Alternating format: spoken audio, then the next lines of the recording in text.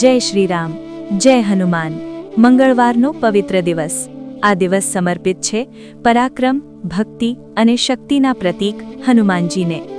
એક નાનકડા ગામમાં સાવિત્રી નામની ગરીબ પરંતુ ભક્તિમાં લીન સ્ત્રી રહેતી હતી.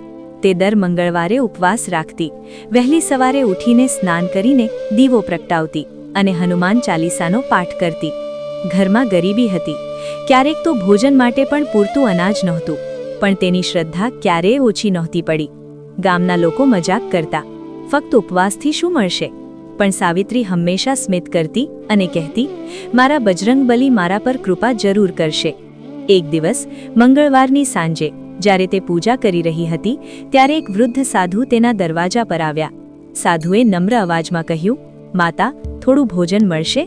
ઘરમાં બહુ ઓછું અનાજ હતું, પણ સાવિત્રીને લાગ્યું, આ તો મહેમાન નથી, આ તો ભગવાનની પરીક્ષા છે. તેણે જે હતું તે પ્રેમથી પીરસ્યું. સાધુએ ભોજન કરીને આશીર્વાદ આપ્યો, તારી ભક્તિથી તારા બધા દુઃખ દૂર થશે. એ વાત કહીને સાધુ અચાનક અદૃશ્ય થઈ ગયા. રાત્રે સાવિત્રીને સ્વપ્ન આવ્યું.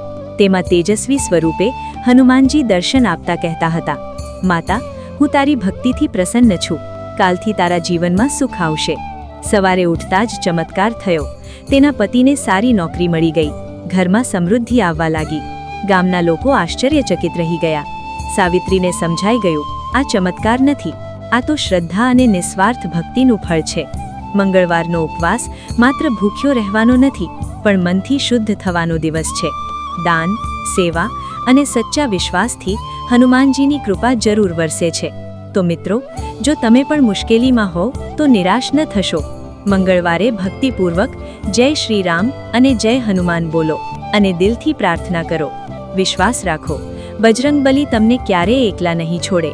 જય શ્રી રામ, જય હનુમાન.